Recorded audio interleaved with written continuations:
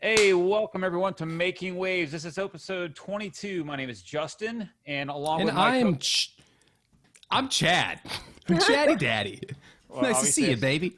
I just stepped all over Chad. Hey, Mixi. I'm gonna step all over you guys. That's fun.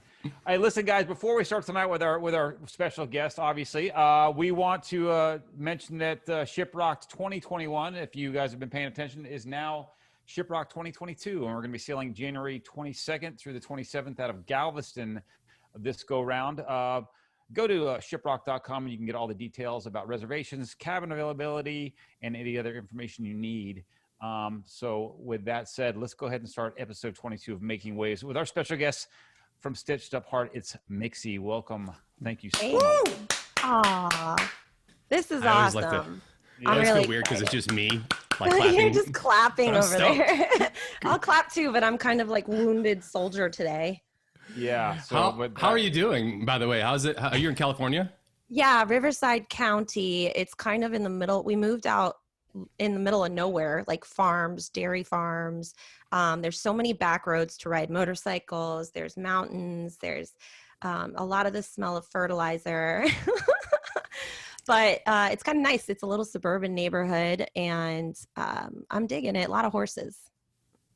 Yeah, I mean, so is that a new scent of inspiration, would you say, writing this record that you guys are working on? Oh, man. So there's a lot of inspiration here. It's funny because wherever you are, you're going to feed off of the energy in the area. So if you hide in a forest somewhere, you're going to get this, I don't know, like foresty kind of sound. And if you go to the beach, you're going to get like a beach, like chill, like vibey, you know what I'm saying? Totally. Or if you're in the middle of LA in the city, you're going to get this angst.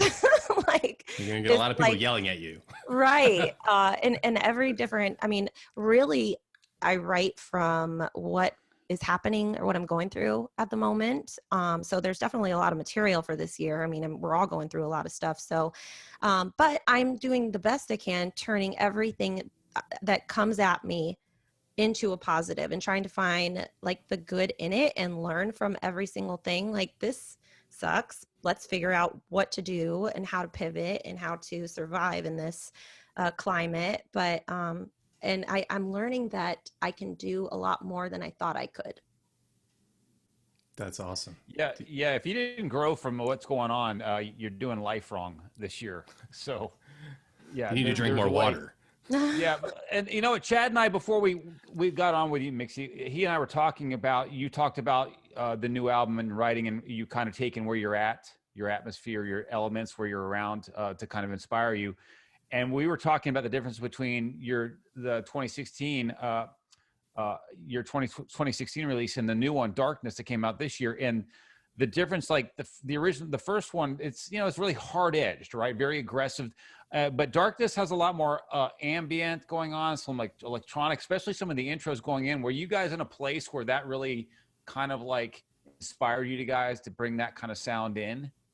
Yeah, we wrote 70 songs for Darkness because we didn't want to write the same exact record we just wrote. And I'm kind of an advocate on change. I like to change it up. I mean, my hair color is a different color every time I see you guys. So I just need something different and fresh and like something new.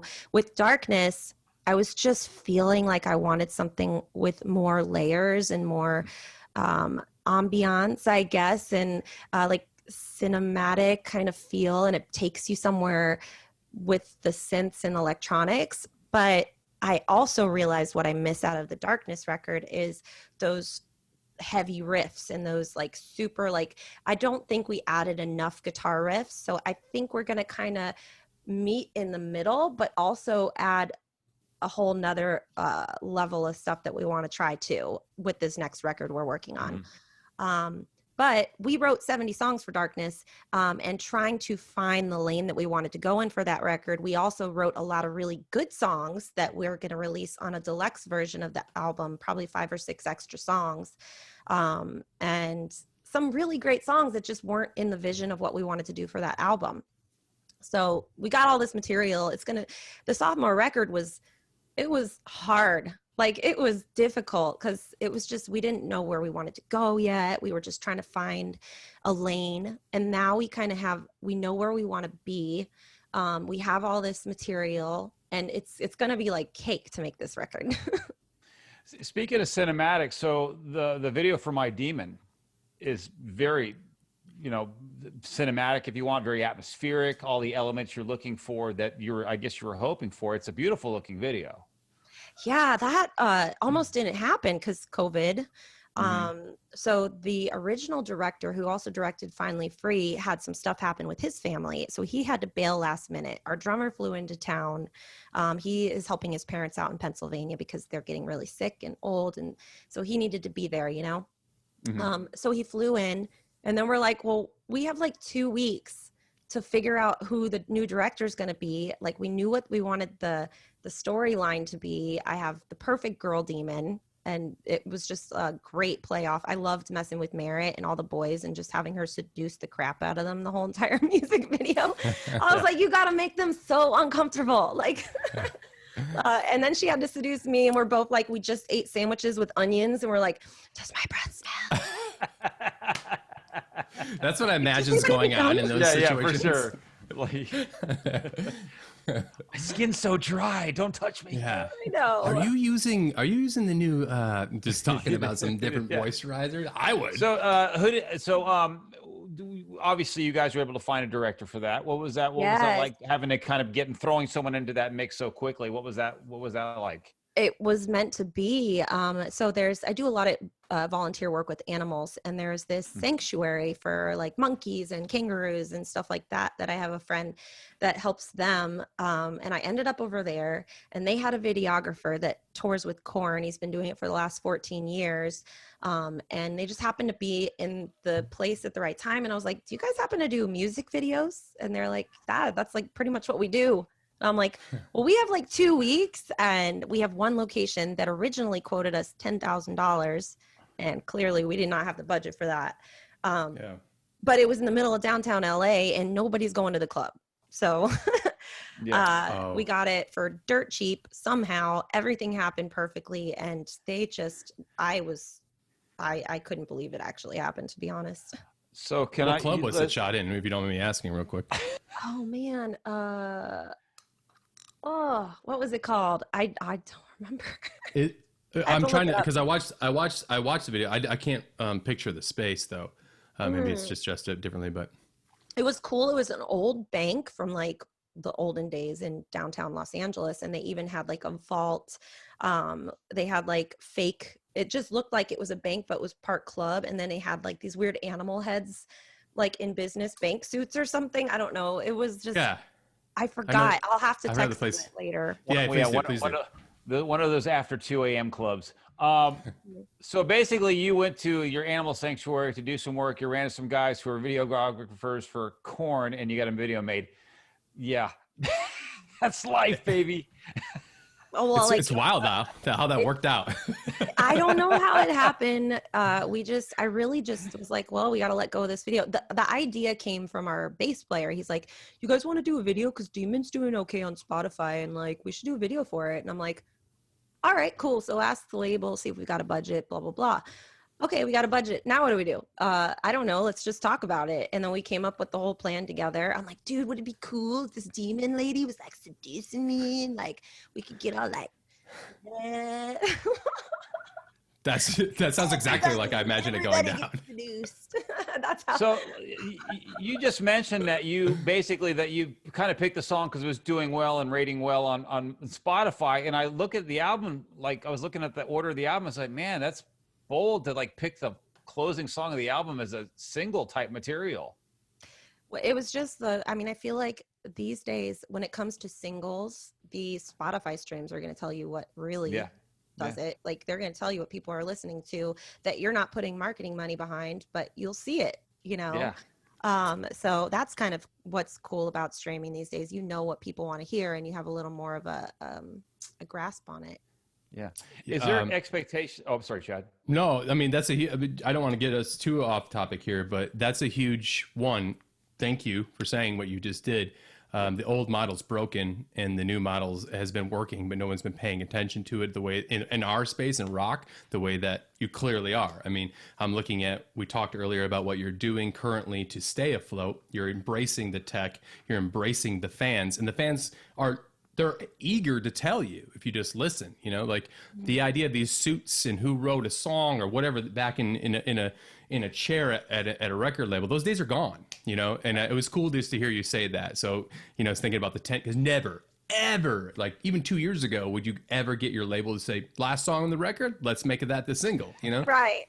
No one even listens to a record like a record anymore, you know. It's a singles world, and unfortunately it's just the way it is. Some people will. And that's why we released the last record the way we did, and luckily we did, because I mean the whole album dropped March 13th of this year.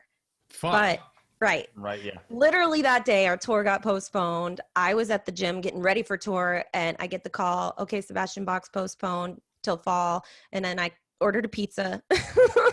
I'm like, I'm gonna eat some carbs. And I called the kitten rescue that I foster, like the bottle baby kitten rescues. I'm like, give me kittens and pizzas and I'll be okay. I'm like, it's fine. But like we released the album as singles through like the whole marketing strategy. It was like a waterfall effect. So by the time the record came out, almost everything but like 2 or 3 songs was out. So it was, thank God. Do you want to know a secret? What? So Mixi and I, and Wilson, our band and my band and her band, we are on the same label at the time, and I was very adamant about what I wanted to do, which was your campaign, right? And then when you guys came and did the campaign, I literally called up our product manager and I was like, the people over the label, and I'm like, listen, dude, who do I need to talk to about this? Because like this is exactly the way that it should go down and what we talked about. So clearly you're not averse to do. I put up a big stink. I was like, they're doing it though, you know, like that sort of thing. And I loved it. I loved the fact that you embraced it. And like you said, now you're at a place where everybody's known a few things that are coming around the bend, and then you release a record, and thank fucking God you did it that way, you know, because it wasn't going to be your big bang it was just to keep the push, right? Keep pushing on past the momentum to keep the momentum going.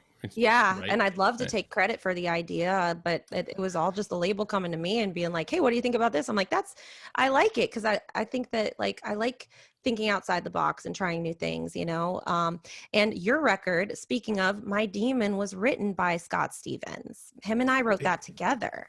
That's right. So that was like one of the first songs, because we were supposed to work with him, and then he got so busy with Scott Stapp's record that we ended up going somewhere else. But that was one of the only songs of the 60 that we kept for the record. The rest of it we did with Matt Good, pretty much. Oh yeah, I love Matt.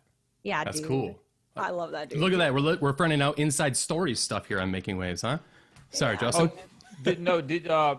I was okay. With that said, Mix, I'm glad you said all that, because I was curious. I was like, what's the expectation from the label for the new record? Or is it going to basically like, hey, let's just record it, put it up, let your fans dictate what's going to become the single? What are we going to campaign on? What we're going to push? Is that the new paradigm? Is that what I'm kind of hearing? You know, I don't really know how they're going to go about it right now. The labels are so interesting because a lot of them are working from home. Like most of the office is in New York. So really right now, there's a lot of hands-on of what we're doing in we added, right before all this happened in February, we added a second day-to-day manager person, and he works for Powerline Management. So we kind of like have like 2 management companies. They also do Butcher Babies, Escape the Fate, Islander, a bunch of other stuff. Yeah. But yeah, so he is just probably one of the few managers that has a fire in his belly during this year that really is like riled up, getting everybody moving. He's the reason I'm on Twitch. And he's got all his bands just working their butt off. And it's a whole kind of group of us that are trying to, I don't know, kind of hold each other's hands together and kind of like, we can get through this, guys, you know? Yeah. That's amazing. Yeah, it's cool. It's like a little family. Remember when Century Media was Century back in the day? They had all those barbecues.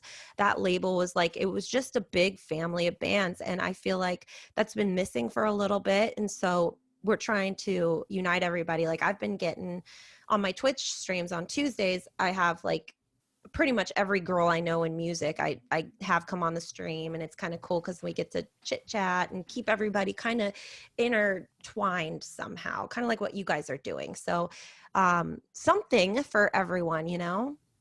Yeah, engagement's the number one thing that all artists should be doing this year, is just engaging their audience in any which way. And it pulls back the curtain. The mystery kind of disappears a little bit, but That's true. you know, they want to feel like they have some, not ownership of the person, but ownership of what you are, the band. Yeah, You know? and I definitely hear that whole fine line of the mystique, because you're literally telling people who you are. Like, I cuss like a sailor on my stream. Like, I like can't. Yeah. I really try to like stop myself. I'm gonna get a swear jar, you know. And just, you kind of like are who you are, and if people like you, they like you. If they don't, they don't, and that's just the way it is. And I'm just fine with that at this point. But yeah. Isn't it ironic though that it takes technology for us to humanize each other? Like, hey, you can just be Mixi. Like, I didn't know that about her. Now I found out she's so open because of the internet. Yeah, I mean, Yeah. if you look at pictures, I've got resting bitch face, and like I'm just like, Yeah, right. but I like Well, kittens and ponies. Yeah, people used to get like 30-second meet and greet with you, and that's their kind of their perception of you. But now they can spend however long your Twitch sessions are, and go, wow, I really came along. I feel like I kind of know her, but I don't. But it emboldens. I feel closer to her now. I want to really get engaged in her career. Yeah, or they're like, I can't stand her anymore. But It's a but double-edged also, sword, right? there's not enough stuff on television because all the films, like the film industry, is also like kind of shut down ish, you know. They're like, oh, you need a COVID vaccine before you get on the set. Like, I've gotten a couple calls to do some background work, and it's like, maybe you'll do it. Like, maybe if you don't have COVID and you have to do this and this and this. So you know, there's something for people to watch. Yeah, for sure. Aside from Mandalorian. Speaking of, I was going to ask you, one of the things that we talked about earlier, and I had a specific question, and it kind of lends itself perfectly. What you can't see because you're not watching, as we are speaking on Zoom, if you're tuning in right now, is Mixi has her arm in a sling, and we found out that that's because one of her beloved horses, correct? It's a dragon. It's a dragon. It was a Siobhan dragon that she was riding. Fire breathing. And it was like, it just bucked up, you know. She was in a fight with another Siobhan dragon, but it bucked you off of it, right? And rodeo. Yeah. It was like up and down, kicking me off. But really, it was a little white pony. And it was maybe like 4 feet off the ground. But it was like never been ridden, and I sat on it like an idiot, and I didn't have a rein in his mouth, so I had no control over it, and I was holding on, and I was like, okay, well, I'm gonna fall off this thing. So I kind of flew off to the right, and the way I landed, I fractured my elbow on my right elbow, and then I messed up my left thumb. So I'm sitting here trying to eat food, trying to put makeup on for you guys, and I just can't seem to get it right. One of the things you can't see because you're not on the stream is that she actually did a really great job with just whatever. a little lipstick on my cheek. So you're like a horse chick. Are you like into horses? Is that the thing for you? When I say horse chick, it's like it's like a slang term where people are like, yeah, she likes to control horses. Like she knows about horses. I'm turning into that. I don't know if you've seen me ride the inflatable unicorn thing sometimes on festivals. I think I did it. One of the ones that we played together. When I was a kid, my dad's second wife had 3 horses, and I kind of fell in love with them, but I never really thought like it was in my future until the fires in Malibu caused this whole horse rescue to move a couple years ago, and I ended up just volunteering with them because I found it on Facebook, and I had finished Darkness and I was bored, so I was like, I'll help horses. So I walked horses and got to know how they work. Fell in love with a horse named Blanca, a gray horse, and she's still over there, but we moved to Riverside where there's more horses, and I've been looking for a horse like Blanca, and then I found one. I found that little pony, and it bucked me off. I asked God for a sign. Hey, if I get this horse, is this a bad idea? And clearly, loud and clear, I got, don't get that horse. Yeah, careful what you wish for. Well, I know, like, I want to live in not my own will all the time, so I try to like follow whatever the path should be from the universe or whatever you want to call it. But and then since I've been looking for this horse Blanca, the guy that owned the other horse was like, well, I have another horse that's super bomb proof, so he doesn't freak out, he's easy to ride, and his name is Blanco. like what? So like that sign I took too might have been part of my will, but also like, okay, I'm gonna take that horse. That's my horse. So now I have a unicorn. Wow. Yeah, I got a it last Siobhan dragon and a unicorn. This kind of like right. parlays into your love for animals in general. I mean, because you like do a lot of work in that in the field of like whether that be rescues, cat rescues. Am I right? Yeah, like bottle baby kittens. Yeah. What's that all about?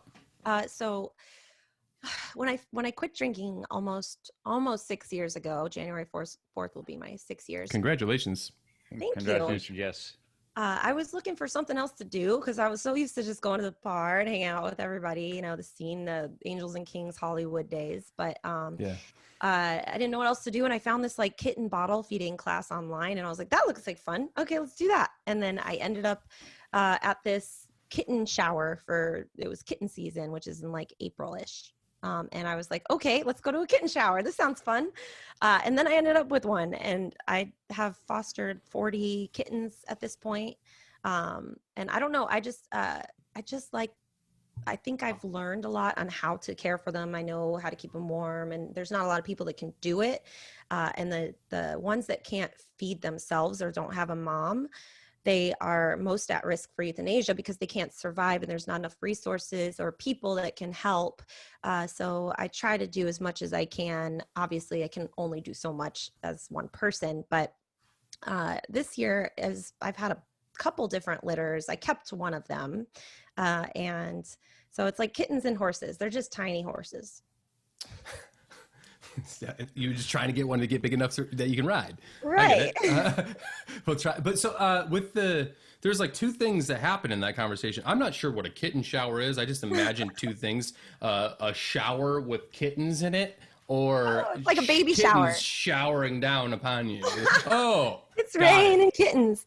No, it's Gotta like go to more baby showers, I suppose. Baby showers, but the rescue wanted kitten gifts to help, like blankets and stuff like that.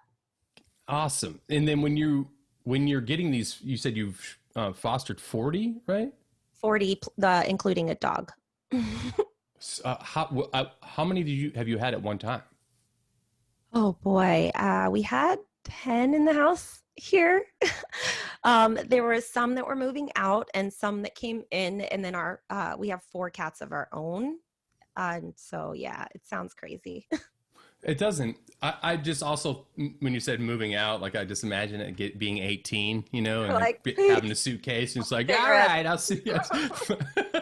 Yeah. But for real, like when you're doing the bottle feeding situations, is it more or less like they hit a certain threshold and then they're ready to be forever homed, and then they go to another space, or do they come pick them up from you? Like, are you giving it away? I mean, sometimes, so once they get to about 2 months old, then they have their 2 vaccines or vaccinations, and they have their spay and neuter. And then they can do the next vaccination as well. But I've found a couple homes for the other ones so far. I actually have 2 that broke their leg recently. So they're at the rescue, kind of had to lose a leg. It was kind of sad, but, I think there's some bone deficiency or something going on with them, but we can't figure it out. But yeah, I mean, there's stuff like that happens. Most of the time, once they're adoptable, I move them on to either the rescue takes them, puts them out for adoption, or I find a place. But since they need more people with the bottle babies, I kind of specialize in that stuff. That's incredible. I can't imagine. Hey, are you still in LA, or what are you doing? I'm currently in Detroit, but I was in Los Angeles from March 3rd to June 22nd, and then back again for like 2 weeks in August. Okay. And weren't you in downtown LA too? Correct. Yeah. That was terrifying because that's where the venue was that we shot the video, and it's like Oh yeah. Basically in downtown LA, like it was businesses, right? All businesses, but there's no work now. So the entire streets it's like Skid Row, and everybody can't stay on the beach. So they're all just going downtown, and it's really, it's like a whole city. So not to get you off top of you, but where I stay is 5th and Main Street. Sorry, Okay. 6th and Main Street, 5th. Yeah. But from 3rd to 8th on Los Angeles Street behind me, that's where, before the pandemic, the area of what the government has sanctioned, Skid Row, stopped, right? And then that went 2 blocks behind, basically like 3 blocks behind me and up to the street right before me. In March, when we shut down, Main Street was still Main Street, and we're 3 blocks away from the City Hall too. So in April, mid-April, you were seeing families start showing up on, like, brand new homeless families showing up on Main Street, and the government re-sanctioned what they called Skid Row and included Main Street from 8th to 3rd. So it was like neighbors moving in every single day, and we're a corner unit too in that building. So like the windows that we would look at is Main Street and 6th Street, so you could see it start to, like, you could see the set. It was a whole tent city, yeah. like it really was. Yeah, and then obviously from there we had protests, which were great, and then it turned into not so great evenings, and that went on for like ever. Yeah, But, so you're like, I need to get out of here. So were you guys at the Regent then, or something? That's on Main Street right down from me. Oh my God, I gotta look it up now, because No worries. I just we'll probably ixnay this from the podcast because it's all about you and not about my No, I think holy it's. shit, I think I'm it's. gonna I think die in Los Angeles moments. Well, Allison Roberta. Chad, your fear is some people's joy. So True. anyway, Mixi, while you're looking it up, can I ask you something? I just want to talk about your early influence and stuff like that. I mean, your voice, you're easily can kind of move from guttural to like melodic and ethereal. Was that out of basically experiences from like people that you looked up to, or you just kind of, I mean, who were you listening to when you were younger and going and influencing the way you sound? Man, when the band first got together, so it's changed over time. Like when I was younger, it was a lot of like, I really, okay, best singer in the whole world to me is Louis Armstrong. And the reason I like him so much is because his character, his uniqueness, it's him when he's singing. And I've always kept that in mind to try to have my own voice, or at least be able to sound unique to myself and find the things that make my voice, not try to sound like anybody else. And I think, it was like the punk scene, and then there's like I think my first poster on the wall was Korn and Metallica and Nirvana, and I don't know, that wasn't really, I liked the heavy guitars for that kind of stuff, but I still love the jazzy like vocal. So I don't know, the band started, we were listening to a lot of Bullet for My Valentine at the time. What was that album? I don't remember, but it was basically the anthem for the first beginning of Stitched Up Heart, because I couldn't take the CD out of my car, and I didn't know I could scream. I was writing the songs so that somebody else in the band could scream, and I would just do the singing parts, but I was trying to tell them where to scream, and I was like, oh shoot, I can scream. And it just kind of happened. Like here. Yeah. Yeah, I don't know. It's just turned into something else, and your voice evolves over time too. So I'm still finding different quirks and different tones that I like, or I used to like something different before, and now I like something else. I think it's just trying to be unique to yourself, and whatever feels right. With the idea of Louis Armstrong, do you ever see yourself as later down in your life, your singing career, maybe going into more of a songbird kind of speakeasy, Billie Holiday kind of direction? Oh, there's probably a music video like that in our future, I'm sure. Actually, that was what I was thinking for my demon one. It was like, the red curtain behind us, spotlight, like the 55SH mic. And we still use that mic, but it wasn't quite what I originally had planned. Yeah, very Victorian looking, kind of like Paris in the 30s. Right. Yeah, Yeah. yeah, I yeah. don't know. I have there's some, so my grandma's sister was a jazz singer back in Chicago a long time ago. She's not around anymore, but I think she died pretty young. But for some reason, my grandma always calls me her, and we kind of get like, I never met her, but I feel like there's some sort of connection Mm. from like a spiritual realm or something. Like I have to help finish some of the stuff she started, kind of thing. I don't know. Yeah. Weird. Did Hippie. your grandma ever mention the Cubby Bear? Did she sing at the Cubby Bear in Oh, Chicago? I don't know. I just know that she was so good and they wanted her to come out to LA and be a big star or whatever, but she didn't really want to be that big. She just wanted to sing, little lounges and stuff. Yeah, that's awesome. Yeah. You know who I had on my stream yesterday was Rivals, Callie. She was on ShipRocked Mm-hmm. Yeah. when the last one that I did the Stowaways, and I remember hearing her voice from the hallway going, "What is that? I need to check this out." And I like found myself like following this beautiful voice, and I just sat there and just watched her, and she was just like amazing. I was just blown away. Talked to her for a while afterwards, and somehow we just linked up and talked on the Twitch stream yesterday about it. But that girl's voice, if we're talking about uniqueness, it's just really, really good. I don't know why I brought that up, but I was just talking to her yesterday. Well, no, it's fascinating you mentioned that real quick before we get into ShipRocked. But on ShipRocked, we've always had really great luck. The female fronted bands we have on always have a very great standout singer, just like you mentioned yourself, Maria Brink, even like Dead Sarah. I mean, we've just had these very unique. The girl from Standstills, just amazing voices in these women. I mean, none of them. They're all unique and original, even though they kind of work in the same genre. So that's interesting you point that out because I thought she had an amazing voice too.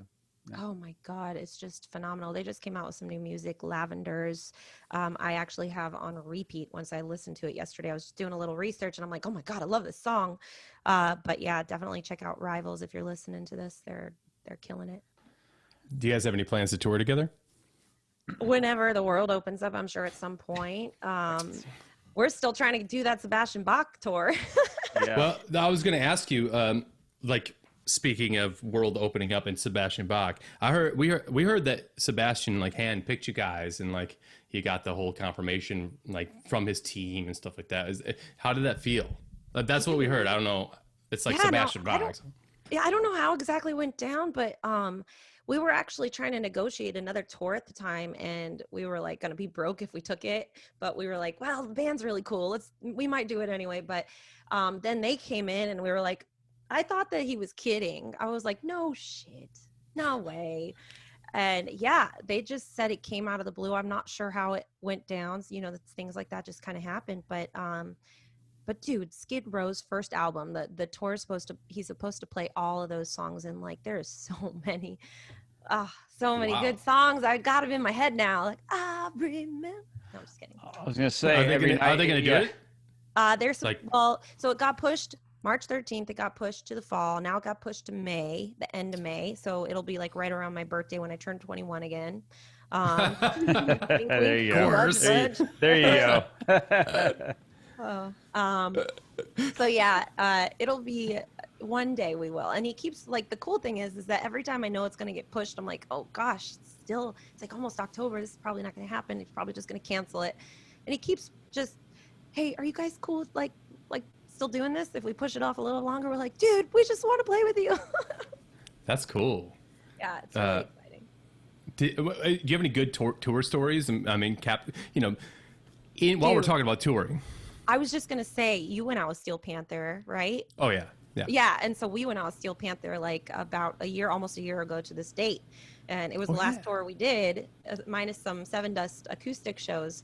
But dude, what about that tour? Like, oh my God, I never thought, like, if anybody doesn't know Steel Panther, their wit and the way that they banter on stage is the most hilarious comedic thing. But aside from that, like the talent in in their Satchel's pinky finger is just like this like insane. And yeah, so that was a really fun tour. I was kind of curious like what would happen because they have a lot of songs that are like about like girls, doing stuff.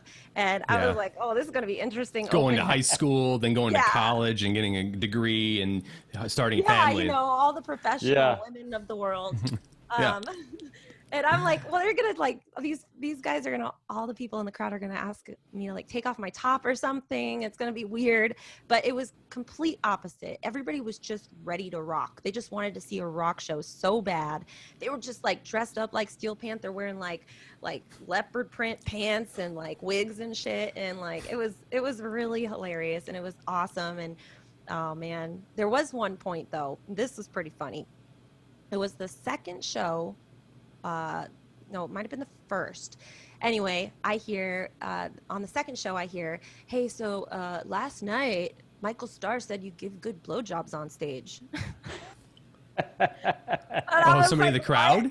So, no, one of my band members was watching. Like, I just went to take a quick shot real quick. He's like, he said you give good head. And I was like, what? So I went up to Michael Starr, the singer of Steel Panther. I'm like, the next day in New York City, I'm like, hey, dude, so did you say that I give good blowjobs on stage? And he's like, no way, it wasn't me. It was Satchel, dude. I'm like, what if I said he gives good blowjobs? Would I get kicked off the tour? Like, am I allowed to say that? Like, I don't know you guys that well yet. Like, it was the second show. And so I didn't do it the first night at New York City, but the second night it was a lot more rowdy because all the people that were like, that didn't get their tickets first because it was a sold out show the first day, that like waited to the last minute, that wanted to mosh and just go crazy.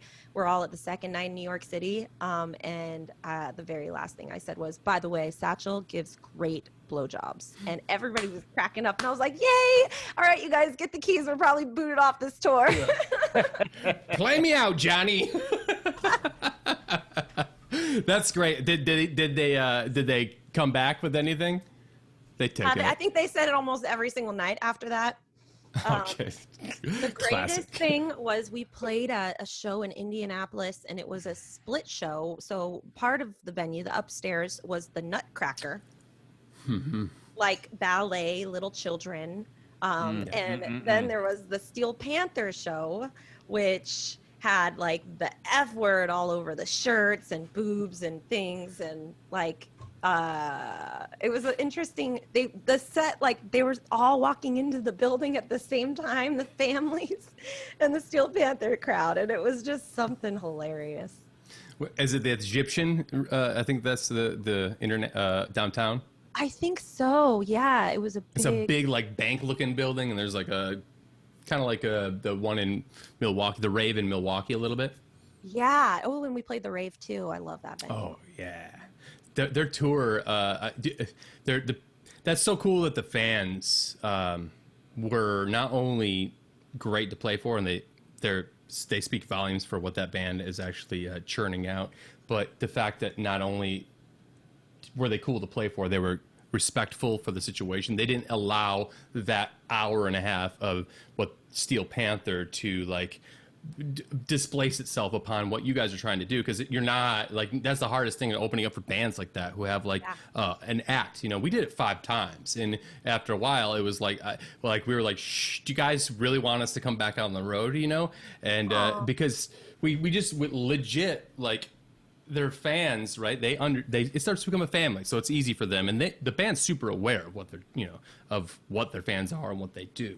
But one thing I've never seen, right, is a female-fronted metal band open up for Steel Panther. I would have been, if I was you, super nervous, and I'm so happy to hear that like you had a great time. I was a little curious. I wouldn't say nervous, but I was like, this is gonna be interesting. I mean, I'm always down for unexpected events. That's what the road is anyway. But yeah, it was probably the best response we've gotten from a crowd. It was also the first time that we ever had a sound guy, our own guy, because we'd always been relying on the house sound. So we finally started to dial that in. We realized, oh, that's important. Like, we can hear what we're hearing in our ears, but if you're not hearing what we want you to hear out there, like with the tour we did with you guys, remember, we were like all over the place. We actually auditioned our sound guy on that tour with you guys with Like a Storm Oh yeah. I was trying to think of the guy. I remember. Oh yeah. Yeah, he he's came a great out. dude. Yeah, so we like basically decided I'm playing guitar instead of getting another rhythm guitar player, which is nice. Like it's actually I only played one song for the Steel Panther tour because I hadn't played guitar on stage in 9 years. And I was like, oh God, if I suck at it, we could just take that one song out of the set. And then I picked up a couple other songs, and I just forgot how much I missed playing guitar, you know. That's cool. I didn't know that you play guitar. Huge. That's originally how I started, was just an acoustic in me, and that's why I'm pitchy, because I didn't know how to tune my guitar properly at the beginning, and I just let it keep dropping down. Like I'm just tuning the strings like extra flat. You know what I'm saying? Totally. I'm just gonna go put it in this freezer for a while and then bring it over here. And put it That's perfect. I had no idea how to tune it properly for the longest time, but it sounded good when I was in high school, you know. I still don't know how to tune it. So it's funny listening to you guys talk about the Steel Panther stuff. I always think their fans are in on the joke. You know, everyone's very tongue in cheek. I think the fans are savvy enough to understand it's all a show. It's not like the 80s where it was like no one could tell, like, oh, this is for real. You know, the parody. But I can imagine being worse. I can imagine, let's say, just real quick, for talking about Steel Panther, being them opening it for like the Def Leppard show, and the Def Leppard older fans, like the females. If I'm Joe Elliott, I'm going, he's going to solely offend all the mothers in our crowd tonight. That's who I'd be sweating bullets if I'm Def Leppard's management, not you guys. They probably think you guys play heavy, you play hard, you're aggressive, you take no bullshit. They dig that attitude, you know. Yeah, I mean, Steel Panther opened up for a lot of great acts. I mean, like they did a lot of stuff. Sure. I don't know. I think it's a perfect match because it actually takes you back to that time when it was sex, drugs, and rock and roll. You know, when you watch their set, it's all about that. And I think it's like, oh yeah, I remember when we used to party, you know, kind of thing. Yeah, a lot of fun. It's like a mirror. You're like, this is what I was like. Oh my gosh. That explains a lot. I think I owned those purple leopard pants. Yeah, exactly. Still in the back of the closet. So are you excited at maybe the ability then to go out with Sebastian and maybe get called up to do I Remember You on stage and all those kind of things? Practicing, huh? Yeah. Yeah. So how the way I do that, I don't just go up unless like if they're invited. Yeah. You know, Sully from Godsmack tried to get me up to sing a song with them because I would watch them every single like side stage the entire tour, and he was like, "Come on up." I'm like, "I'm not prepared. Like, I have to get in the right headspace for that." So I did prepare for the song then. So if he asks me, I'll prepare for it. But I don't like to do anything on the spot. Like I will not sing karaoke unless I've been rehearsing that song. I won't do it. Right. You know. Yeah. Can we circle back then to Lost, the track where Sully actually performs with you guys? Did that come together through just the tour and everything like that, and just became friends, or how did that come together? Yeah, man. This was also a crazy thing. So at the beginning of writing the Darkness record, my A&R guy hit me up and he's like, "Hey, do you want to write with Sully from Godsmack?" And I was like, "Okay, sure." You know, like I honestly, to be honest, I didn't realize how big the band was at the time. Like I know sure. Like I didn't realize how big. Like sure. I know the band. Like I know songs. But so I flew out to Boston. Went over to his house there for a couple days. We wrote a couple songs. They didn't make the cut. They're still like sitting there in the libraries. Who knows what will happen to him one day? Maybe, I don't know. But he was one of those guys. If you've ever met Sully, he's a real dude. Like he's just like he's just like. I felt like I'd known him forever. Like we'd been best friends our whole lives. Immediately, as soon as I got off the plane, I'm like, "Hey, what's up?" Like, "Hey, let's just like, I don't know." We just broke down. Boston guy. Yeah, he's just real cool, real chill. And he goes over the moon for anybody that he cares about and that he like wants to help. And we just became friends. We just like texted back and forth, give each other shit. I sent him a blow up doll at one point for his birthday or something.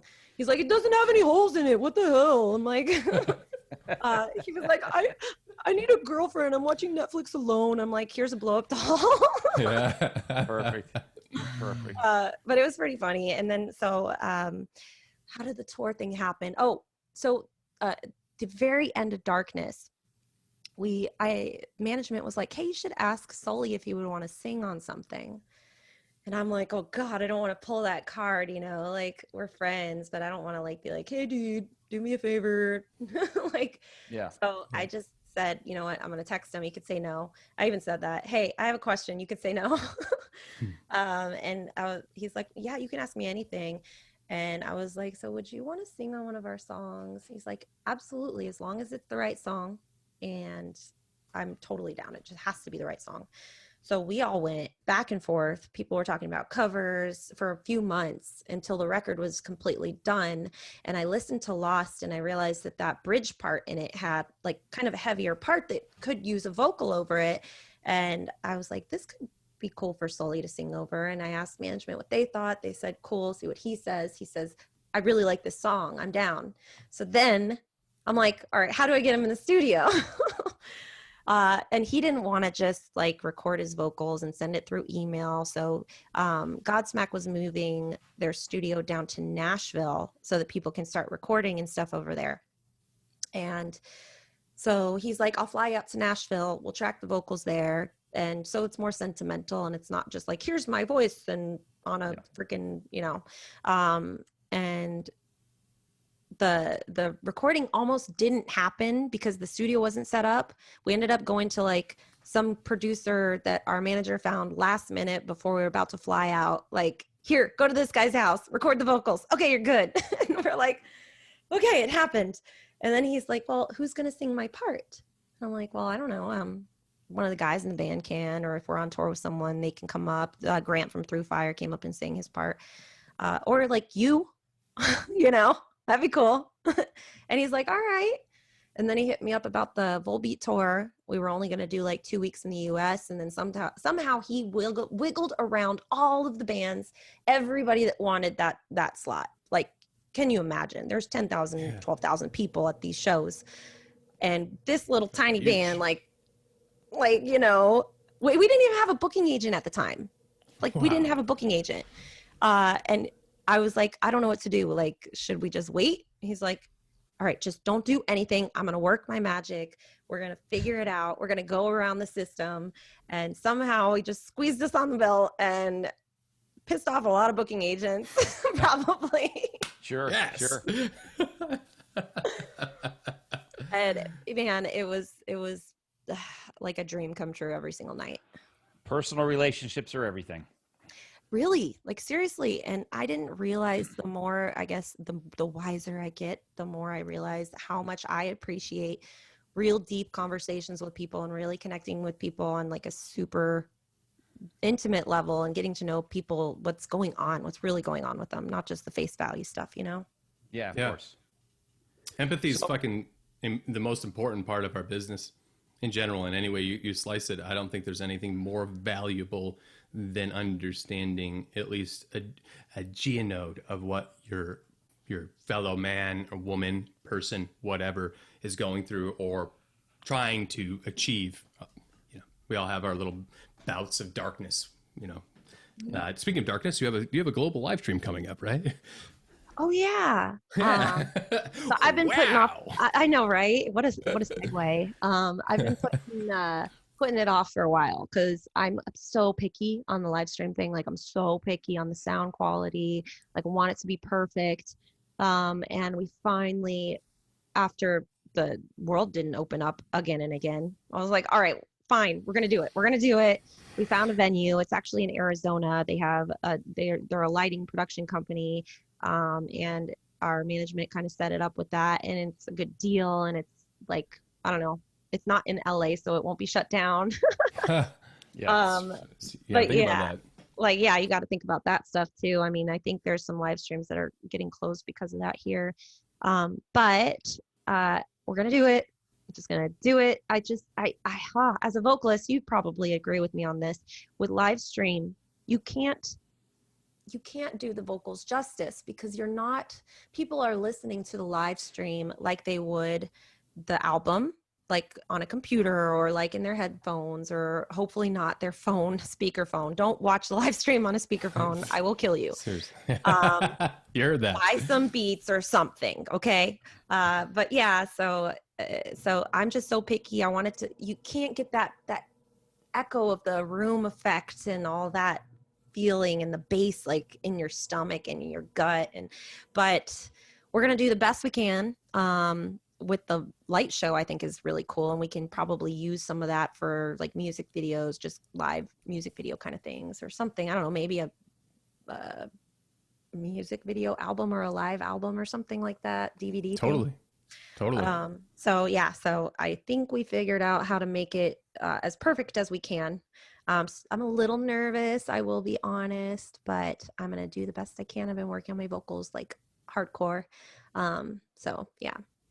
You're going to crush it. And I mean, I get what you're saying. The idea of the room's energy, it makes, as a vocalist, it makes all of the difference when you have that power in you. You're like, yes, okay. So the thing I was super nervous about doing right now isn't going as bad because I feel the energy from the people. But what is really unique, I think, about the live stream in general is, regardless of where we are in our heads, the idea of it is that's what makes the imperfect.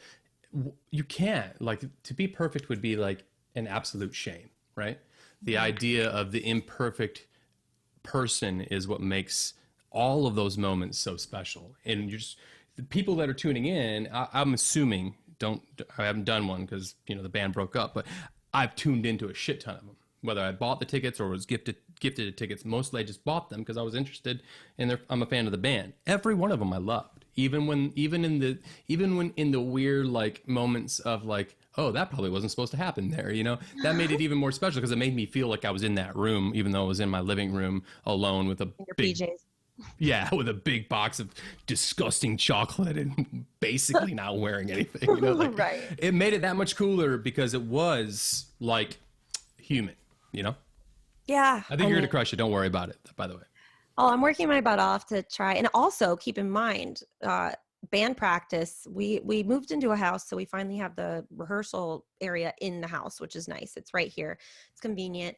And band practice, you know, if you're about to go on tour, the first show of the tour is always getting the kinks out. Like, you got to get the kinks out. And yeah. Like, so this is the Getting the Kinks Out show. Everybody want to see me just like destroy it. Go to stitchedupheart.com and buy a $10 ticket to our live stream. And that's on January 4th at 6 p.m. Pacific time? Yep. Yeah. Damn. I know. Look at you with your research. I wrote it down too, so. Good job. All right. Well, speaking of events and stuff, let's talk about the Stitched Up Heart ShipRocked experience. Oh my goodness, you have no idea. Every single time anybody ever asks what my favorite show was, and I think it was the very first ShipRocked that we went on the main stage in the middle of the day, and you could see the waves and you can feel the boat, and it was just, nothing's been able to surpass it. It's always my answer.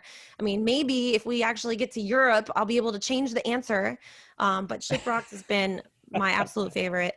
I tell stories about when we were in the front of the boat and it was rocking so fast, like back and forth, and you're jumping all over, and it's, you know, who cares if there's feedback? Like, it's fun.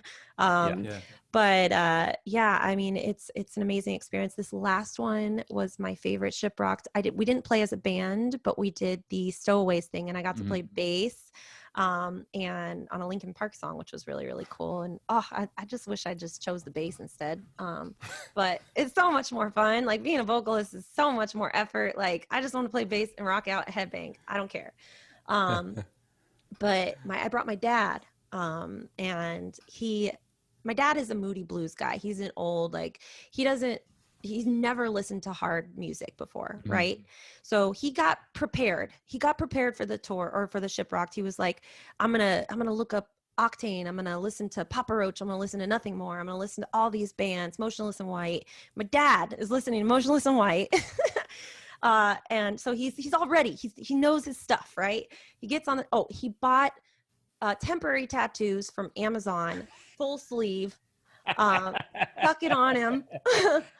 he started the night off blackout drunk. I think he fell at some point, hurt his knee, blamed it on his new socks. Like, Dad, Classic dad stuff. Yeah. where were your Yeah, shoes? he's in the family now. Right? He met so many people. I'm like, this is my dad. Like the first night, you know, everybody's just went, wow, this is my dad. This is my dad. Everybody met him. So the next day when he wakes up hungover, everybody's like, hey, Dad, who are these people?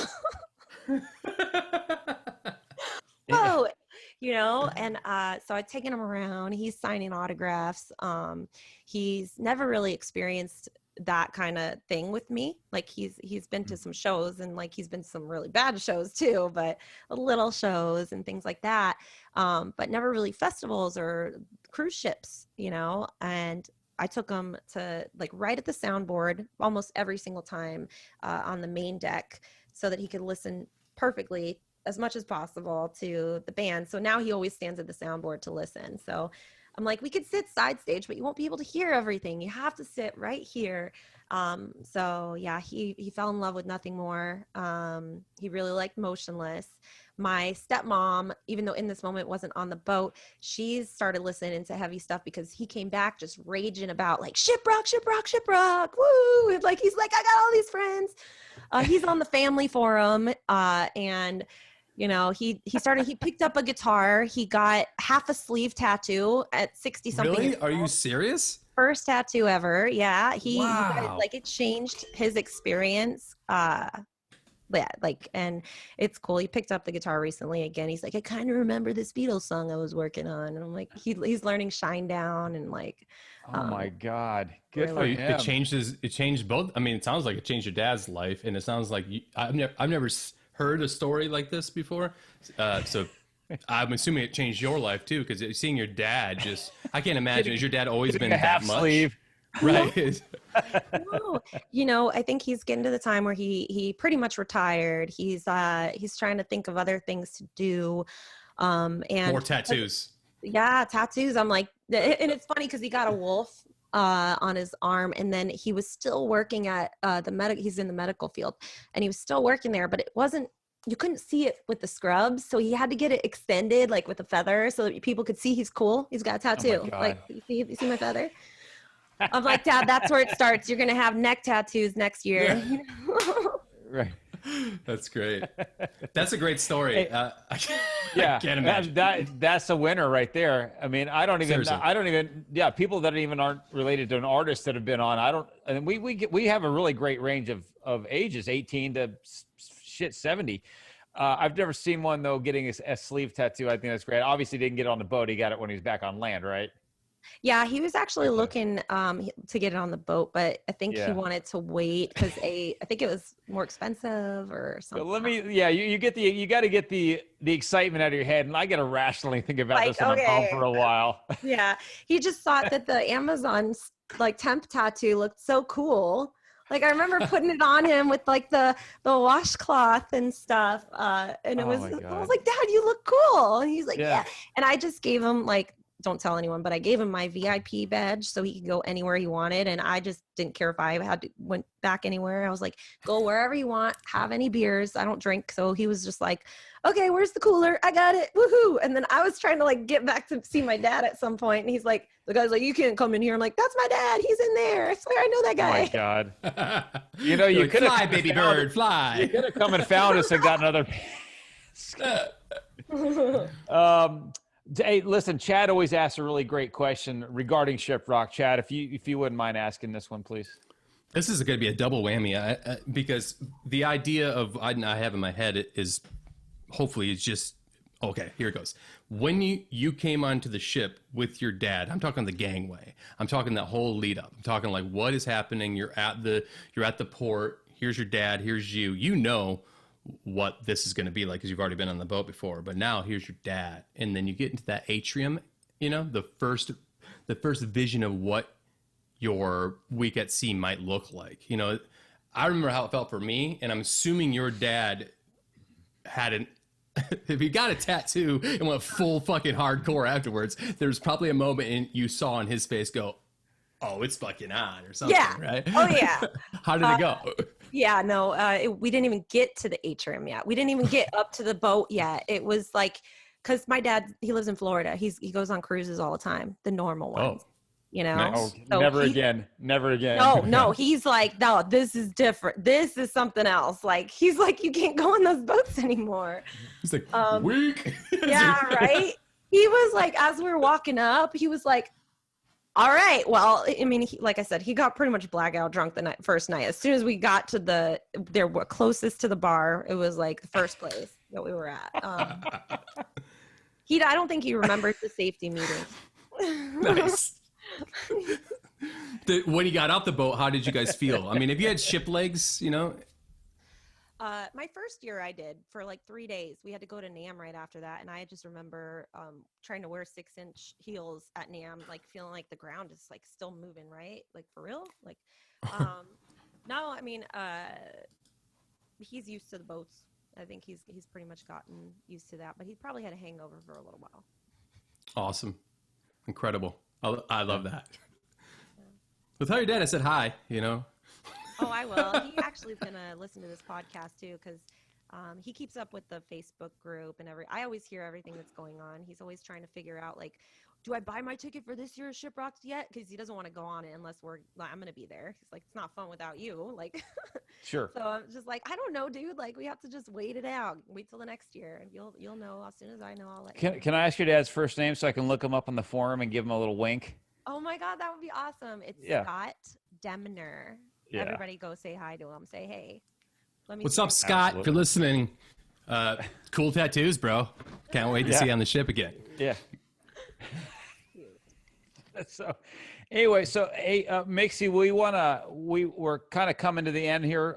You've given us over an hour and we can't thank you enough, but we have to finish it now with this segment we have called Walk the Plank, where we ask you 3 questions. Chad has his own, I have my own, and then we have one we took from a fan. And it's a random question, and just be honest with it. It's probably not even related to music most of the time. It's just related to life. Being honest. Well, look in your eyes. The look in your eye. You can tell by the look in their eye. I'm a shitty liar. I usually spend the next 2 days after the podcast just going on everybody's socials to see if they ever did anything that we asked them, and then calling them out publicly in some sort of way. So don't lie, you know? I can't wait to be in it. So since we're coming into holidays, and this is going to air on Monday next week, a few days away from Christmas, I thought we'd kind of theme this a little bit, with the holiday spirit in mind. So my question is, what is the coolest gift you've ever given someone, and why? Can it be a gift for myself? Yes. I was hoping it was going to go that direction. I would say it's my Christmas pony. Like, I got a pony for Christmas this year, so I feel like, and I'm a horrible gift giver. I'll be honest. Like, my mom will only accept Bath and Body Works. Like, she doesn't take anything else. I'd send her flowers. She's like, they'll die. Why did you waste your money? So, I'm not the best at gift giving, but I always get myself something for Christmas. Is that messed up? Are we talking about the pony that broke your arm, essentially? No, that was a dragon. Remember? Oh yeah. That was Blanca the dragon. This is Blanca the horse. Yeah, this is. Sorry. This is the horse, of course. Of course. No, and a Guitar Hero also bought myself a long time ago, but I don't know. Like, I guess I'm half Jew, so nobody really gives good Christmas gifts when you have half a Jewish family. I don't know what that's like, but I tried matzo balls, I think, soup the other day for the first. Soup, yeah. It was amazing. Oh yeah, like kasha vanishka is. It's so, I don't know. I don't know. We don't do a lot of gift stuff, I guess. Makes sense. 8 crazy nights, right? Yeah. What about you?